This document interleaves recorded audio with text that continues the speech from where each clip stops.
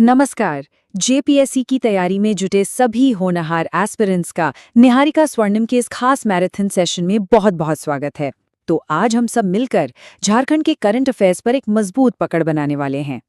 Niharika ma'am के बनाए हुए बेहतरीन नोट्स के जरिए हम जेपीएससी के सबसे जरूरी टॉपिक्स को एक-एक करके कवर करेंगे।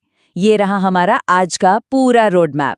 तो बस अब आप तैयार हो जाइए क्योंकि ये सेशन बहुत ही जबरदस्त और ज्ञान से भरा होने वाला है। तो चलिए बिना किसी देरी के सीधे मुद्दे पर आते हैं। हमारा पहला और सबसे अहम सेक्शन है इलेक्शन 2024। देखिए, किसी भी सिविल सर्विस एस्पिरेंट के लिए ना अपने राज्य के राजनीतिक समीकरणों को समझना सबसे पहली और सबसे जरूरी सीढ़ी होती है। जरा इस चार्ट पर नजर डालिए। इससे नई विधानसभा की जो तस्वीर है वो एकदम साफ हो जाती है। आप देख सकते हैं कि जेएमएम सबसे बड़ी पार्टी बनकर उभरी है। उसके बाद बीजेपी, कांग्रेस और दूसरे दल हैं। इस तरह से विजुअली देखने से ना फैक्ट्स लंबे समय तक याद रहते हैं। अच्छा, अब जरा इन आंकड़ों में और गहराई से उतरते हैं। निहारिका स्वर्णिम के नोट्स के मुताबिक जेएमएम ने 34 सीटें जीती, ये तो ठीक है, लेकिन एक दिलचस्प बात देखिए, बीजेपी का वोट प्रतिशत 33.18% के साथ सबसे ज्यादा रहा। तो ये हमें क्या बताता है? ये बताता है कि एग्जाम के लिए सिर्फ सीटों की संख्या ही नहीं, बल्कि वोट प्रतिशत का विश्लेषण करना भी कितना जरूरी है।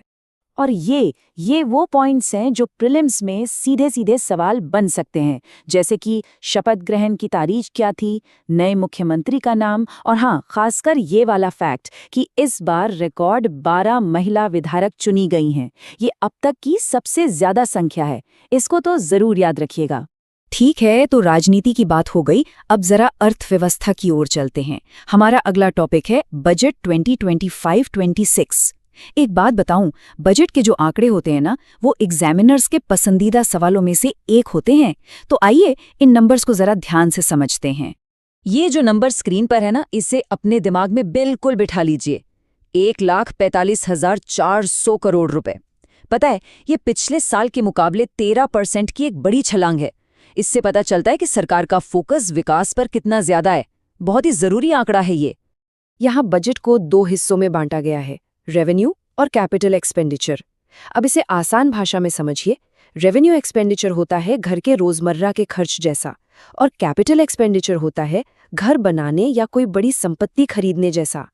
तो जाहिर है, कैपिटल एक्सपेंडिचर जितना ज्यादा होगा, वो राज्य के भविष्य के लिए उतना ही अच्छा संकेत है। अरे वाह! और ये देखिए, मय्यन सम्मान योजना में तो एक जबरदस्त बढ़ोतरी हुई है। पहले मिलते थे 1,000 रुपए और अब सीधे 2,500 रुपए प्रति माह। जैसा कि निहारिका मैम के नोट्स में बताया गया है, इससे राज्य की 60 लाख महिलाओं को सीधा सीधा फायदा पहुंचेगा। ये बहुत बड़ा कदम है। अच्छा, बजट तो भविष्य की योजना होती है, लेकिन आज की तारीख में राज्य की आर्थिक नब्ज कैसी है, इसे समझने के लिए अब हम इकोनॉमिक सर्वे 2024-25 का विश्लेषण करेंगे। ये टॉपिक मेंस में जवाब लिखने के लिए बहुत ही ज्यादा जरूरी है। जैसा कि निहारिका स्वर्णिम बताती हैं, लगातार 7% से ऊपर की विकास दर एक मजबूत और सुधार कर रही अर्थव्यवस्था का संकेत देती है, जो कि नेशनल एवरेज से भी बेहतर है। देखिए, 2023-24 में ये 7.5% थी और 2025-26 के लिए 7.5% का अनुमान है। ये सच में एक बहुत ही पॉजिटिव साइन है। ये एक और सीधा साधा फैक्ट है जो एग्जाम में आ सकता है। साल 2023-24 के लिए झारखंड की अनुमानित प्रति व्यक्ति आय करंट प्राइसेस पर 1,05,274 रुपए है। ये आंकड़ा राज्य में लोगों के जीवन स्तर को दिखाता है, तो इसे नोट कर लीजिए। अब हम बात करेंगे उन योजनाओं की जो सीधे तौर पर आम लोगों की जिंदगी को छूती हैं। आप कह सकते हैं कि ये योजनाएं सरकार और जनता के बीच का एक पुल हैं, और इसी वजह से ये एग्जाम के नजरिए से बहुत बहुत जरूरी हो जाती हैं। ये कुछ खास योजनाएं हैं जो सरकार की समावेशी विकास की रणनीति को दिखाती हैं। देखिए, सर्वजन पेंशन योजना बुजुर्गों को सामाजिक सुरक्षा देती है, तो वाल्मीकि स्कॉलरशिप अनाथ बच्चों का भविष्य संवारती है। जल निधि योजना किसानों के लिए है, और मनरेगा तो आप जानते ही हैं, ग्रामीण रोजगार की गारंटी है। तो इकोनॉमी और योजनाओं के बाद अब झारखंड की रंग बिरंगी संस्कृति और यहाँ के गौरवशाली व्यक्तित्वों की बात करते हैं। ये जेपीएससी सिलेबस का एक बहुत जरूरी हिस्सा है। तो आइए राज्य की इस विरासत और यहाँ की उपलब्धियों को थोड़ा और जानते हैं। ये जो टेबल आप देख रहे हैं, ये आर्ट एंड कल्चर सेक्शन के लिए एक बेहतरीन क्विक रिवीजन टूल है।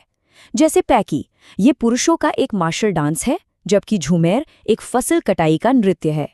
एग्जाम में अक्सर मैच द फॉलोइंग वाले सवाल आते हैं, तो ये टेबल उसमें बहुत काम आएगी। ये सच में एक ऐतिहासिक उपलब्धि है। रॉबिन मिंज आईपीएल के लिए चुने जाने वाले पहले आदिवासी खिलाड़ी हैं। ये सिर्फ खेल के लिए ही नहीं, बल्कि सामाजिक समावेश के लिए भी एक बहुत बड़ा कदम है। और याद रखिएगा, राज्य की परीक्षाओं में पहले या प्रथम पर आधारित सवाल बहुत पूछे जाते हैं। चलिए अब जल्दी से कुछ और जरूरी हस्तियों पर नजर डालते हैं। निहारिका मैम की स्ट्रैटेजी के हिसाब से हर पर्सनालिटी से जुड़ी एक मुख्य उपलब्धि याद रखना सबसे अच्छा तरीका है। जैसे अर्चना कुमारी का इंडिया बुक ऑफ रिकॉर्ड्स या अंजलि पंकज की किताब। इससे एग्जाम में ऑप्शन पहचानना बहुत आसान हो जाता है। चलिए अब समय है एक रैपिड फायर राउंड का। ये वो जरूरी फैक्ट्स हैं जो आपको बिल्कुल रटे होने चाहिए। तो हो जाइए तैयार, देखते हैं कितनी मजबूत है आपकी याददाश्त। पहला fact, state food security index 2024 में झारखंड की रैंक है 12वीं। ये इंडेक्स ये मापता है कि एक राज्य अपने नागरिकों को सुरक्षित और पौष्टिक भोजन देने में कितना कामयाब रहा है। अगला है झारविन मोबाइल ऐप। वैसे तो ये कोविड-19 वैक्सीनेशन के लिए बनाया गया था, पर ये डिजिटल गवर्नेंस का एक बहुत अच्छा उदाहरण है कि कैसे टेक्नोलॉजी का इस्तेमाल करके दूर दराज के इलाकों तक स्वास्थ्य सेवाएं पहुंचाई जा सकती हैं। दाजुगुआ योजना, इस योजना के तहत 63,000 आदिवासी परिवारों को फायदा पहुंचाया जाएगा। इस योजना का मुख्य मकसद आदिवासी समुदायों को स्थायी आजीविका के अवसर देना है। ये एक स्पेसिफिक नंबर है जो सीधे एग्जाम में पूछा जा सकता है। और अब एक सवाल, आदिवासी जनजातीय ग्राम उत्कर्ष अभियान के तहत हाल ही में किस ऐतिहासिक नेता को सम्मानित किया गया? सोचिए जरा, इसका सही जवाब है भगवान बिरसा मुंडा। निहारिका स्वर्णिम के साथ इस सफर में शामिल होने के लिए आप सबका बहुत बहुत धन्यवाद। हमेशा याद रखिएगा, जैसा कि रॉबर्ट कोलियर ने कहा है, सफलता छोटे छोटे प्रयासों का योग है जिन्हें दिन प्रतिदिन दोहराया जाता है। तो बस अपनी तैयारी में लगे रहिए, छोटी छोटी कोशिशें करते रहिए और अपनी मेहनत पर विश्वास रखिए। आपको आपकी परीक्षा के लिए ढेर सारी शुभकामनाएं।